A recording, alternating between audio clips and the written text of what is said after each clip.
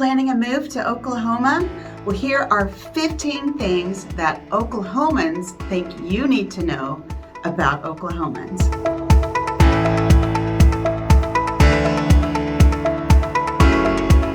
Hey everybody, I'm Natalie Bratton with RE/MAX First in Oklahoma City, and you hear a lot of information from me, but this week I went on social media and I asked my friends what they think people moving to Oklahoma need to know about Oklahomans.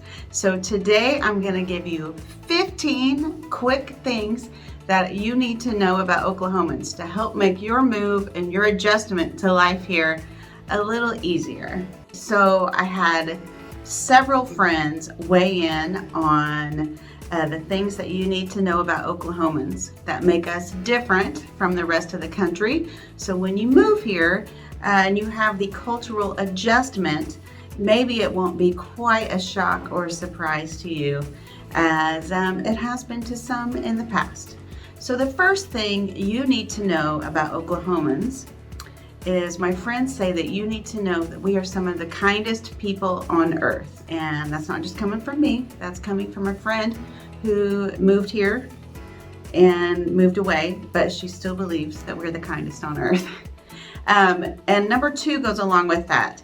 Part of being kind is we're also super friendly, and that means that when you are walking or, around a grocery store, you're taking a walk at a park, just passing someone on the street, most likely we will smile and nod at you or even say hi as you walk by.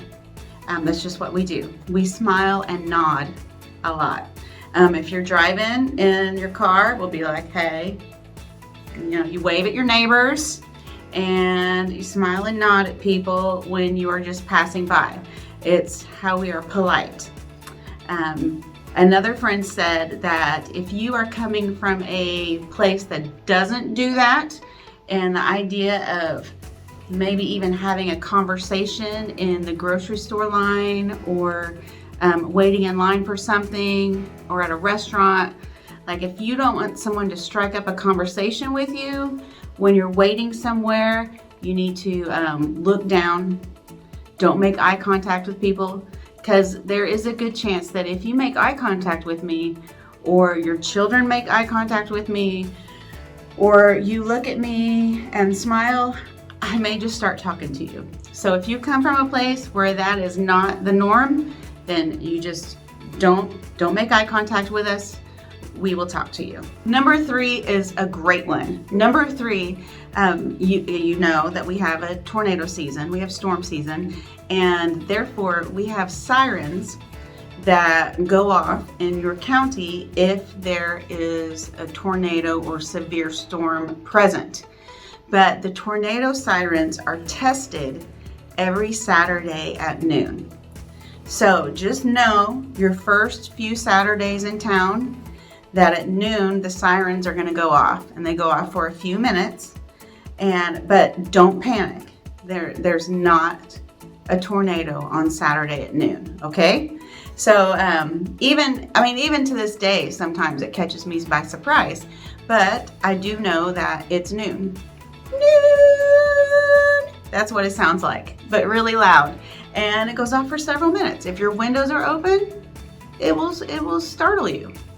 Saturday at noon is just a test. Number four, the weather. You've probably already figured this out, but in Oklahoma, whatever your flavor is for weather, we've got it. High winds, check. Earthquakes, check. Thunderstorms, check. Snow, check. Sleet, hail, and of course, the occasional tornado. But the most important is we have tons of sunshine and warm weather as well. So whatever your flavor is, if you move to Oklahoma, you will get to experience your favorite kind of weather at least once or twice a year. Number five, we are one of the highest states for allergies. So you may be thinking that you don't have any allergies and that you aren't allergic to anything. But when you move to Oklahoma, you may start taking Benadryl, Claritin, Alivert, you may find out that you do in fact have allergies, because with our high winds and our pollen and our cedar and our grass, many people discover that they have allergies here. So get ready to stock up on some over-the-counter allergy medication. Number 6 is generally maybe one of the more shocking ones, or ones that are harder to adjust to. Number 6 is going to be an adjustment for you if you're not from this part of the country. But we pretty much arrange our lives around college football in the fall. So from September through early December, it is important that you are following the college football schedule. And you do not have to be a lover of college football to live here. We will still be your friend. But you have to respect it, and you have to respect those who do follow it. Here's some ideas and examples. Never plan a special event on a Saturday in the fall without consulting the football schedule first. And mainly that means definitely looking at Oklahoma State University and the University of Oklahoma and finding out when they play and if they have a home game or away game. Never, ever plan a special event or a party at the same time as a home game, unless your party is a football watching party. Never ask someone to go hang out or do something without consulting the schedule first. Huge mistakes. Don't get married on a Saturday in the fall when there's a football game. Find a bye week when they're not playing.